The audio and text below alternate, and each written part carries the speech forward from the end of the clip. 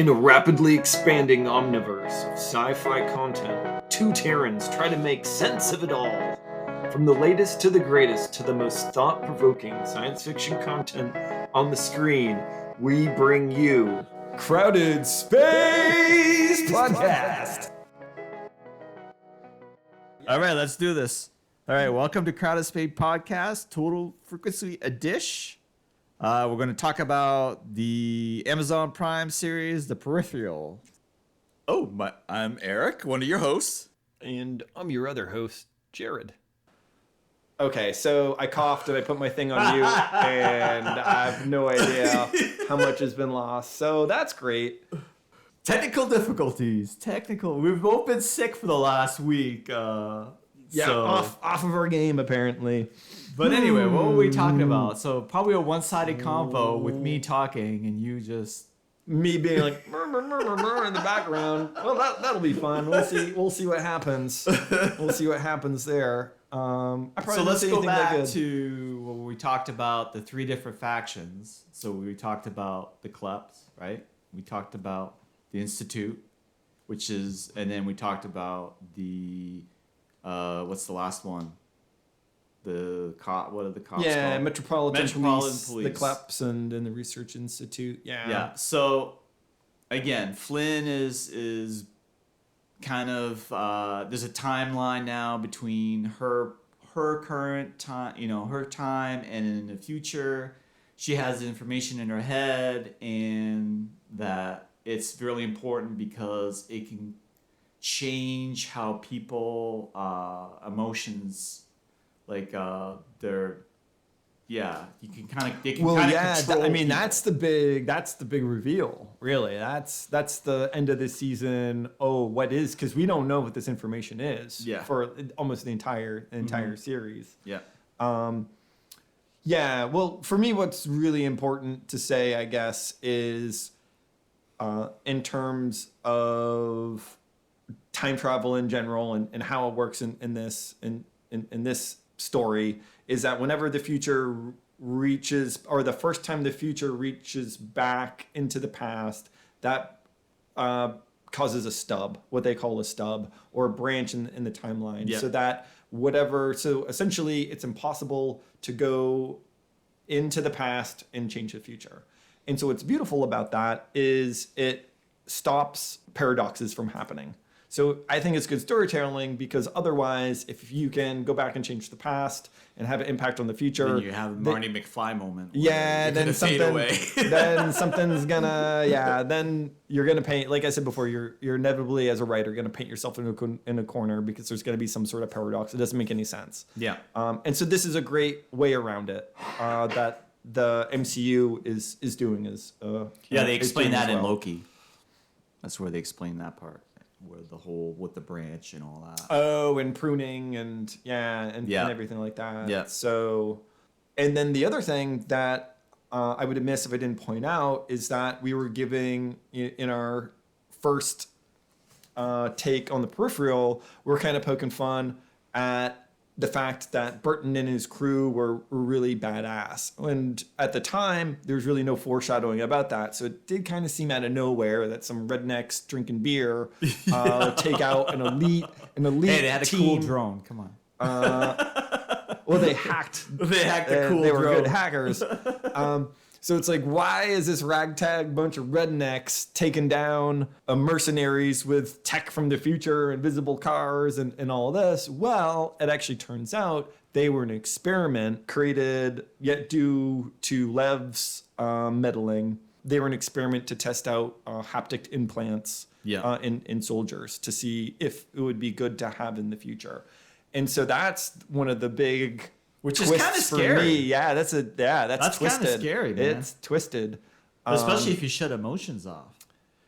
Well, yeah, and that's the thing. That these are people that are all dead, right? It's 100 years in the past. Mm-hmm. And so I don't condone it, but I can see how it can be beneficial. How you can rationalize doing this crappy thing, essentially using humans as guinea pigs because they're already dead. Especially if it doesn't affect the future at all. It's its own thing. Yeah, so you just get to it wipe was your kind of hands. like that's where it's kind of cool, and it forms its own sort of lore within itself in the series, which really brought it together. Because like you said, we were kind of like poking fun of these guys. They were all like, geared out, cybered up. But now we know because they why. got future tech, yeah. So they're which all, was cool. Yeah, and they really get into that, and I like it a lot, to the point where not only, to the point where they were manipulating the emotions of these soldiers and trying to make them more empathetic.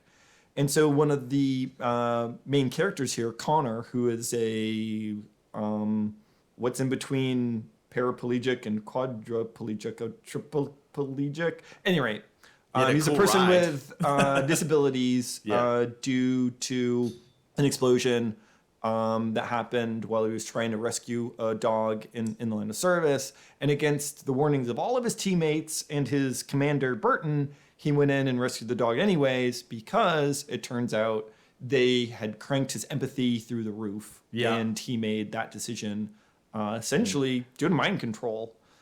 So pretty much the whole messing with the timeline takes this diabolical twist. Not only that, but that's just plain evil to do what they did to that dog. I was like, wow, that's just wow. Who would have thought that somebody would put a bomb in a dog to blow? Yeah, it definitely brought that storyline together. And now you understood why, the one guy just got totally messed up because of the dog blowing up, and pretty much that was it for him. Yeah. And in a different timeline, well, and beating it was himself him. up, It was right? her Like, brother. why did I make that choice? Why did I do that, right? Beating himself up because everyone was like, no, don't do it, and he did it anyways. Because he was controlled by his emotions. But that's little respite for someone who's down to one limb and essentially wheelchair bound, except when you have this opportunity of the peripheral and being able to have I thought that was so functioning. Cool. Yeah, and he's because like, they totally like CGI'd him. Like, dude, that was better CGI than friggin' She-Hulk. Let it go, man. Just let it go. Let it go. No. I mean, I thought for sure he was an actor that they found. Like, he was just, he was disabled. Oh, right. I mean, you see him in the when he goes into Peripheral in the future, he has one of the Peripheral robots there, the little android thing, and he's fine, which was kind of cool. I thought it was one of those, like, that's so cool. Because I thought it was like he did a good job. Yeah, you go back and watch Forrest Gump, and you'll see parts where Lieutenant Dan's limbs look weird, and you can tell that they did a good job with special effects. But yeah, I was like, oh wow, they actually got. I thought for sure he was. They really did a good job. I thought that the way they put him together, and then when they brought him in the Peripheral, he was one of the people that went back and went into the future. And he had all his limbs, and he did a good, the actor really did a good job portraying the change from, being like, wheelchair or motorcycle bound to being kicking ass on all those floors. Right. Yeah. Really. Yeah. It was cool. Yeah. Made us feel the trauma that someone would go through in that situation, and I think a lot of, credit needs to go to Jack Rayner playing Burton Fisher, because his also kind of remorse and whatever as the commander there. Yeah, he had PTSD and all that stuff, and those are the things that really talks about. Right. Yeah. Yeah. So that's. I think we're still we're kind of naturally on the good here. Yeah. Let's if I had to say definitively, my good for this episode is someone who's such a time travel plot line skeptic. You don't like that. I went from right before the time travel was my bad or my ugly, and now it's the good. I like how they do it in this. I agree with you on that. I think we share that. I think we share that, because time traveling is one of those things that's like, they skirt the line, especially like Trek's time travel is just like, oh, I'm a little burnt out with it. But this one, I think, was done just the right way where it made its own thing, which I enjoyed. Yeah. Is there any other good things you liked? I mean, what did you think about the fight scenes? There was kind of no shortage of fight scenes. No, I think it had some good fight scenes. It wasn't overly done. Like, I think it had the right amount. And it kind of paced itself. Yeah. You know what I mean? It wasn't, fight, a whole episode of just fighting. No. In a lot of martial arts. It's not a lot of gunfights. We had the big gunfight. We had the big gunfight in the second episode, right, with the mercs. But I also like the fact that they don't drag stuff on either. Like, I thought when was it Bob? What was that assassin's name? I think it was Bob, wasn't it? Oh, right. The one that could take a beating and just didn't die. This old guy. Yeah, he was 60 years old. They dragged him through multiple episodes, and I like the fact that it just he was done. When her brother went there and they did a whole sniper thing, took him out. It was over. It's I like the quick. I don't like the dragging on for multiple episodes. I think it just makes the story stale a little bit. I think that's where the bad comes in a little bit for me, is the whole Bob thing with him being an assassin, and then it just dragged on. You could take all these bullets. He was overly was he a zombie? You could take all these shots. He got shots multiple times. Right. And I just thought his story, that particular character, just was a little draggy. A little bit for me. I completely forgot about that character until you mentioned him. So that's how high stakes it was.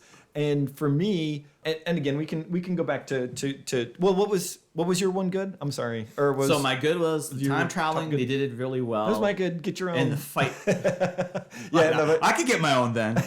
I like the tack that they used for her brother, that whole when they explained it.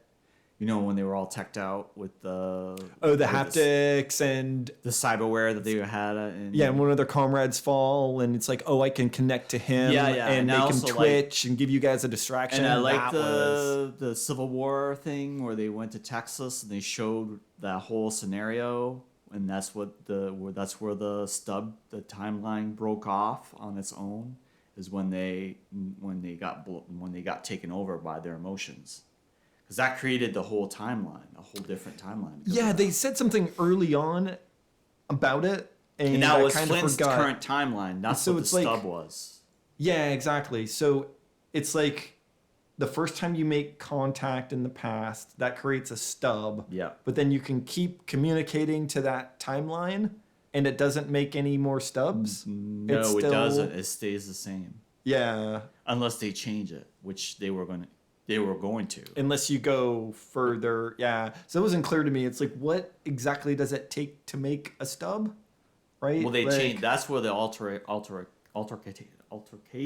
comes in, is when they change the emotion of those people, the soldiers. Right, but why doesn't that make another stub? How come isn't every single time? Why wouldn't that be another branch? Because now you've. I think that's that. I think you think it'd be a branch on a branch on a branch. But no, that's the stub they focused on. That's where the story is. Is that the one that Flynn was in? That's caused her. Let me just put it this way. Okay, so you go back in time and you give Burton, the means to install the haptics or whatever. It didn't happen quite like that, right? So that makes a stub. Yeah. And then now you contact him again to say, hey, go do this. Or you contact them to turn on the haptics, right? So now, wouldn't that be two stubs? Because there's that first timeline. I think you're overcomplicating. Yeah. Yeah, that's actually. But I see what you mean, but for this particular story, because the soldiers got their emotion toyed with, that created the story, the Peripheral's timeline. Yeah, the stub that we're the most interested in, whether or not there are some stubs, it doesn't matter. You're right. Because she starts another one, at the end of the episode of the series. It's definitely so. If you like time travel and you want a different take, this is definitely the show for you, I would say. Yeah, that's something I'm struggling with. Is if someone was like, "Hey, the Peripheral, should you watch it?" I'm like, probably. It's tough. I'm still. That's where the long and the short. Well, this is at least my bad. It might even be my ugly. Yeah. I never connected with any of the characters. Yeah, not very much. Like I like Burton, I like Flynn, but you're not somehow I just vested. Just vested in them, and I don't know why. We get tons of screen time with Flynn, we get tons of screen time with Burton and Connor, but at the end of the day, I'm like, you could die. I kind of don't care. And I don't know why, because this is great acting. They're in some high stakes situations. I think the time jump between the past and in the future, really diluted, because you had two sets of different characters you need to keep track of, right? Because you had in the past, I mean, I have a list of, 20-something people here and I split them up between town folk, which would be like her current present, and then the future folk, which is 2100 in London in the future.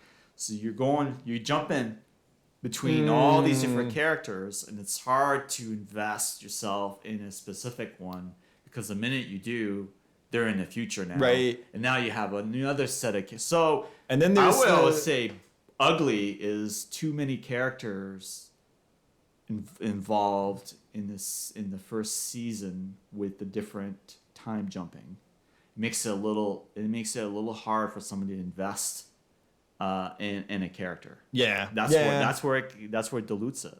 Well, too bad I gave you crap for stealing my good, because now I want to steal your ugly, but I probably shouldn't. We can't agree on things. It doesn't mean that it has to be different. Yeah, no, I think that's the heart of it, is because again, there's this whole other subplot of the crime lord in Flynn's original timeline who's been contacted to like take him out, and there's a really great scene where Burton comes and he's like, "Hey, I'm going to pay you a bunch of money. Get off my back." And he's like, "Well, if I don't," and then Sniper shoots the glass in his hand or whatever. I'm like, that's a great little scene. That was a cool scene. Burton trying to be the bigger man here. He's like, "Look, I get it. I'm going to compensate you to what's that?" That was the mayor. Like he was like the big shot of the town. He's the one that cleaned the town up, because he is like a car salesman, and those guys came and bought his cars. Those bikers, the biker gang came. Right. And then he locked him in the sun and like killed him in the car. Right. So yeah. So I agree with you. That was a great little scene. And it's a great scene, but again, I think it's too diluted. They could have brought in all of that. I feel because his nephew too. Like, and why do I care about him putting people on the track? Yeah. Oh, boo-hoo, this like, I really character. Care? Oh, I changed my mind. I don't want them to... I'm like, I don't care? Yeah. Kill them. They're bad. They're like abusing you, man. Who cares? The train's going to hit them. Like, I don't even know who they are. Like, what? I don't even have their names on the list. I don't... That was... I think that was a great example of the ugly, and they diluted, I think, us caring between too many people. And I'm like, wait, I'm supposed to care about the nephew of the crime lord. And this is what I was telling you about. Like, these series have between 8 to 12 episodes. Like, if we look at Andor, it's got 12. If we look at Peripheral, it's got 8. So I really think they could have used a couple more. I think they could have went to 10. I would have liked to see 12. And then it's done. Oh, it's done? It's done, yeah. I would like one season. Because I finish it. Because I think that's where you're losing. You're not investing, because by the time the character you're invested in comes around, they're already gone, and you're already in the bat. Now you're in the future, and you have a whole new different set of characters, which I really didn't care about Ash and her boy toy, or like whatever her like the butler dude, like I didn't connect with any of them. Yeah. Oh, he's got his hand slashed. Whoop-de-doo. Like, or his face slashed. Yeah, like, yeah. I really don't care. Like, I don't care about these characters. Why? I really don't care. And that's the problem. That's the major problem shift of power based on some dude we don't care about getting slashed. And again, I'm like, oh, they care about each other? Oh, we find out. Yeah. So I've got a gripe. And maybe this is going to be my ugly. Okay. Don't put scenes critical to understanding the plot after the credits. You can put gravy after the credits. That's fine. You can put She-Hulk twerking after the credits. I'm fine with that. Don't put scenes. I'm fine with that. Don't put scenes that are crucial to the plot after the credits. Here's the because we're thing. gonna miss them. Guess Here's what? the thing with me is it's done. Like this is with phase 1 and 2 of Marvel, and it's over. Like, why do everybody need to follow that same type of thing? Oh, don't get me wrong. I love after credit scenes. I like them. I just don't. But I might miss them, and I think it's stupid to put something that's pivotal to understand. Yeah, especially that right. The final scene at the end of the credits where he comes in. Yeah, that's pretty critical.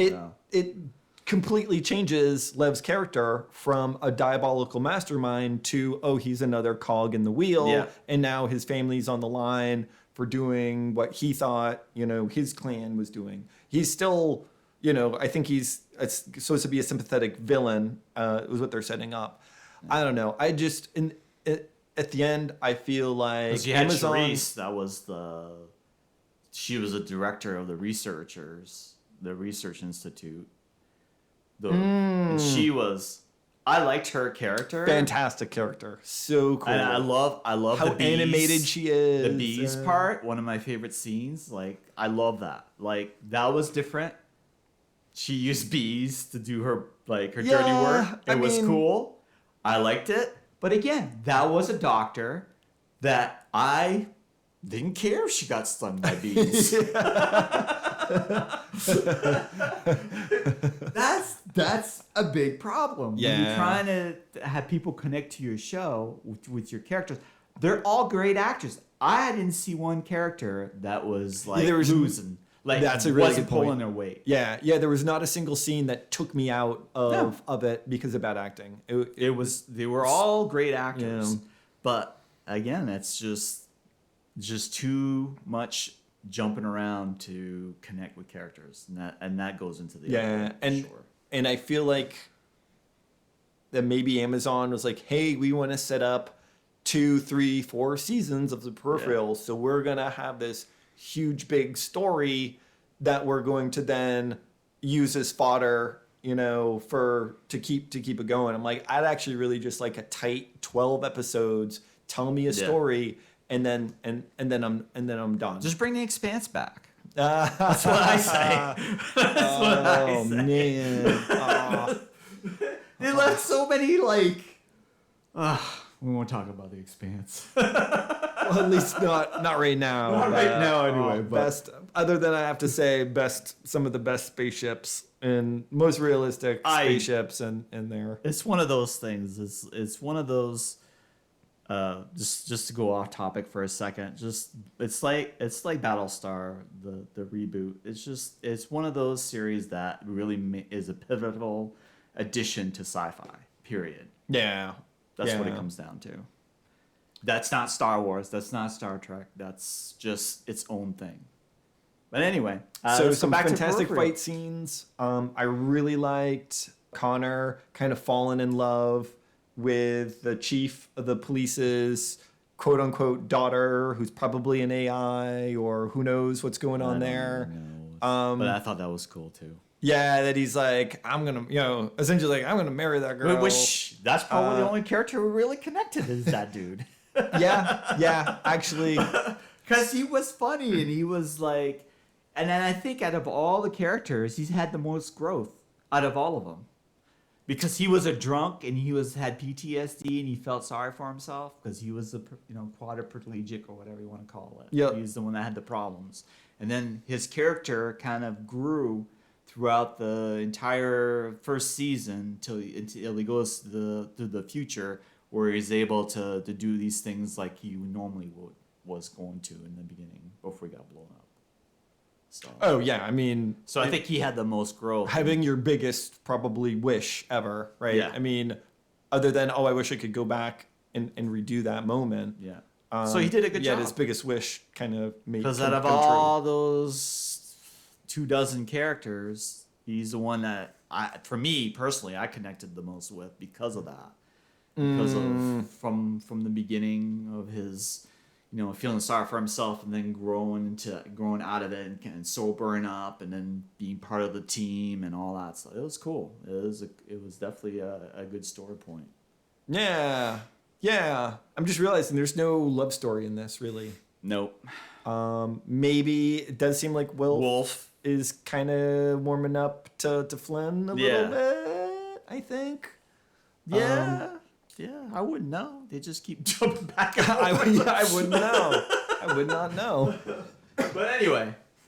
So season 2, are you in? I mean, we'll watch it so to let our podcast listeners know about it. But if we get one email, one comment saying please Peripheral season 2, I will. But short of that, I'm not interested. You're out of it? I'm not interested. It looks cool. It's great acting. But I might watch like the first one just to see if it grabs me. But right now, I'm just like. Especially with it seems like with streaming services, they dump a lot of money and hype in the first season, and then second season they're like, these chumps will watch whatever, and then people go, hey, no, you didn't spend as much time and effort in the second season.